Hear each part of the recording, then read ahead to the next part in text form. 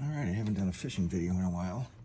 I figured it was time. I was actually going to go fishing today, but it is raining here obsessively. So I'll just stay here and make some lures. What I have here is 2 Blue Fox spinners. These are about $4 a piece, I think. They have the bell on them. We'll throw the red one aside because I'm not going to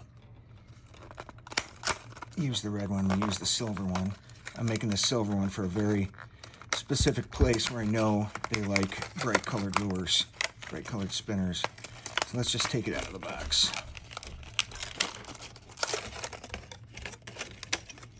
It comes with this hook. You can change the hook if you want to cut it off. Now, what's interesting about this is this has a bell on it and this little gear. And apparently what this does is this goes around like this and makes like a clicking noise, high vibration clicking noise. It's got a nice big number 4 French blade, but I don't like this hook. I think this hook is too small and there's no dressing on it, so we're going to sacrifice the hook by cutting it off. That's step number 1. Just cut this hook off. Be careful with your eyes if you do this. I'm not wearing my safety glasses. Should be. I guess if you want to put this other single hook on to make it more weedless, you just take it and you put it on and you squeeze it with pliers. But I don't want a single hook on there. I want something that matches with it a little better and something that's a little bit bigger. Am I going to get this on here? I'm eventually going to put a split ring on it. Okay, but before we put this on the spinner body, I'm going to put some Flash-A-Glue on it.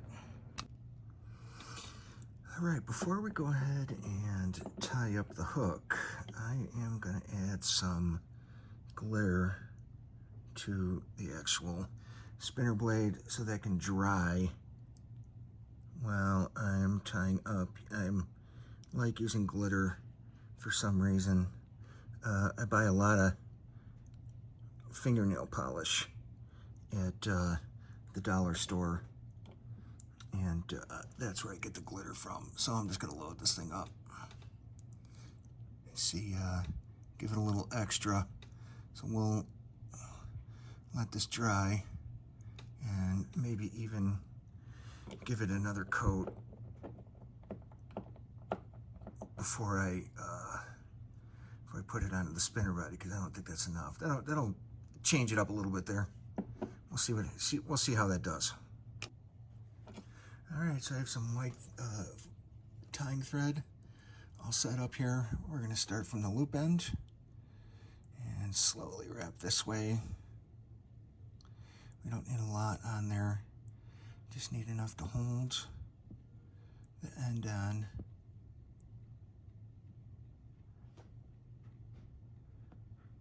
There we go. I'll let that hang. Then we're going to cut the tag end off. Just like that. And then I'm going to choose my Flash-A-Glue for the hook. All right, so I chose silver. Why not? This was some spare that I had, so we're going to hold that on there just like that. Slide it back just a little bit. And we're going to wrap it really loose. Just a couple times to hold it on there so you can work it completely around the hook to make sure that there's even amount around the whole thing. We'll have to kind of sort of do that. This was just a little extra pile of silver I had in one of my boxes. It's quite unorganized. Now I'm going to start wrapping it tighter. And we're pretty far away from the end. So what I'm going to do is I'm going to try to slide this up a little bit. There we go.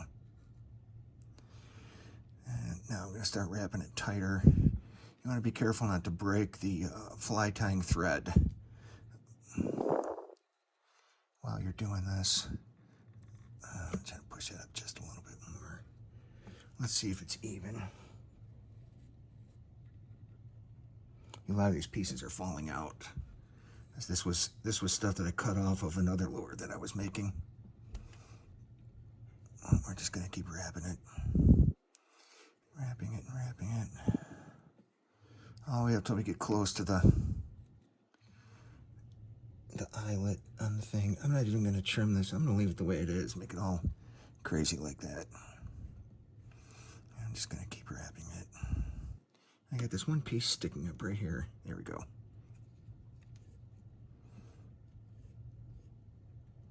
Wrap it around a bunch of times. That's pretty much it. I'm gonna try to push it up just a little bit more. I think it's fine like that. I'm gonna leave this like this. I don't think it's gonna interfere with how the spinner spins. I want this to have a really big profile in the water. Now, I'm terrible at using the wrapping tool. I really am. So let's just try it. And if all else fails, I'll do it by hand. I'm not a professional by any means. See, I'm already struggling with it. It's hard to get in the camera, but we'll try. Nope, didn't want to do it. Okay, so I'm going to do it by hand. I twist it over, bring it like this, and twist it over. I just do it a couple times, like this, twist it over, and do it like this. I pretty much just gave up on that wrapping tool, the whipping tool, because I never quite can get the hang of it. That's good enough because we're going to put some UV resin around it. There we go. Now for the UV resin. I'm going to take this out of the stand to do the UV resin because I want to check to make sure that everything is the way that I want it. I usually like to look at it from the back and try to make sure that it's all even, the even amount on all sides. And normally I would trim this off, but I think I'm going to leave it on there and see how it does. If it affects the performance of the lure, then I'll cut it off. But this is like one of the big spinners for muskie where they have the Flashabou in front of it, and what the idea behind that is it flares out like that. When you pull it through the water, it gives it a bigger profile. So I'm going to take some of the UV resin. I'm going to do this by hand. Let's get this guy out of the way. Oops, come on. There we go. I just put a bunch around it. Just like that.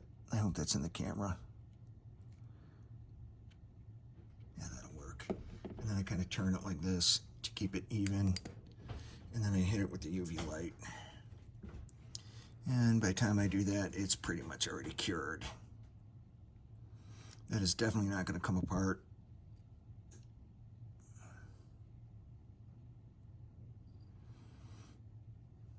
I do it for probably longer than I really need to, but that's just whatever. Anyway, okay, let me find a split ring and we'll put it all together.